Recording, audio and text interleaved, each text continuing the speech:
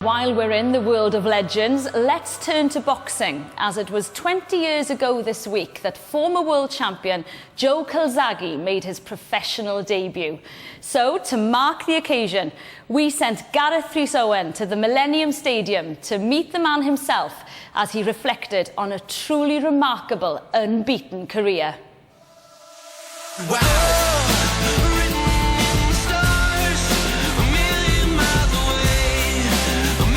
Who retires on their own terms when they won everything? Rocky Marciano. A beautiful time, amazing time, tremendous experiences. You know, it's given me a life I could never have. I'm so proud that I was able to leave my mark on boxing. I've done everything I wanted to do.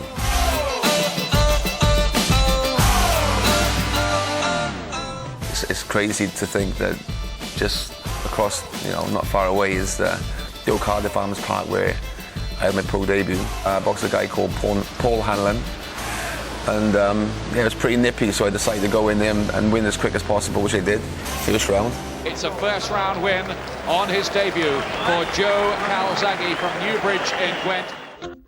It was the first of 46 consecutive wins, a journey driven by talent, dedication and a fear of the 9-to-5. No, I never had a job. I worked about 4 days of my life. I worked in my mum's cake factory for a day and a half. So I remember just saying, like back in school, please miss, can I go to the toilet? Yeah, you got to be quick, Joe. I took my overalls off, I had to wear this net and this hat thing on my head, checked it out, got jump on the straight bus back to Newbridge. And my mum came in, Joe, I got you that job, and he just walked out and said, Mum, don't worry, I'm going to be world champion, I'll look after you.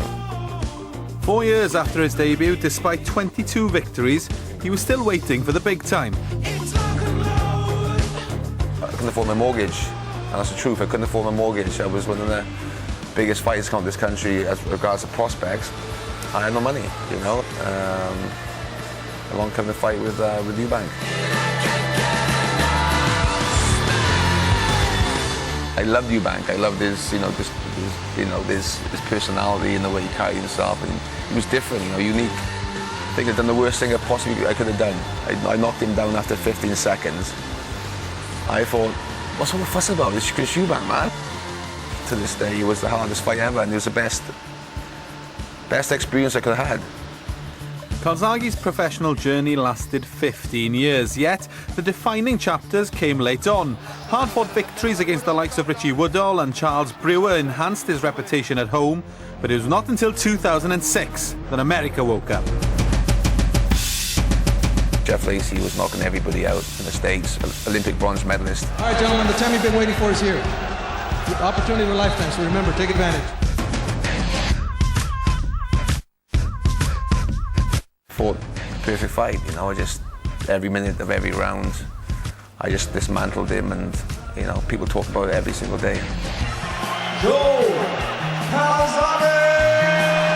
In 2007, he got his homecoming as Danish boxer Mikkel Kessler travelled to the Millennium Stadium.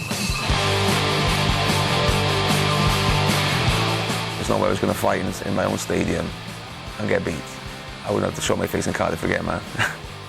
And to beat Kessler and get all 5 belts, was a dream, and the only thing that was left for me was to go to the States.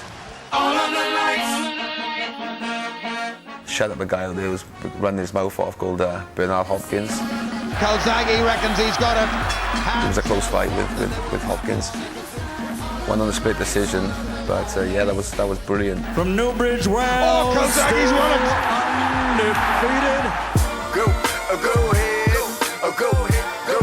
Go ahead. One of my ambitions was always to fight at Madison Square Garden, mecca of boxing, and to fight a legend like Roy Jones Jr. Oh, you fancy, huh? Oh, you fancy, huh? I went down in the first round again, like I did with Hopkins. I had to a bit of drama, and then I sort of basically schooled him for the 11 rounds, and I knew before the fight it was the last fight. Although I didn't announce it, I knew in myself that was it. I feel blessed and so lucky that I could retire on my own terms and didn't lose and win all the titles I won. I still look pretty good. What do you think, man? A comeback could damage both his looks and reputation, though the offers are still coming in, most recently from the current super middleweight world champion, Andre Ward. I said, why are you calling me out, man? I've been retired for 4 years. I mean, why is it? Because who else could fill the stadium up? No other super middleweight could fill the stadium up. You ask all these super middleweights who's the top fighter in Britain. If I come back tomorrow, it'd be me. Simple as. You know, I'm 41 now. Be retired 4 years, will never be probably half the fighter I was. So we'll probably get beat against a guy who can lace my boots 4 years ago, but saying that, I still train. I still think I probably could still kick out half the asses out there anyway, that's for definite, even at my age. But you know what, I'm not going to give him a payday, I'm happy.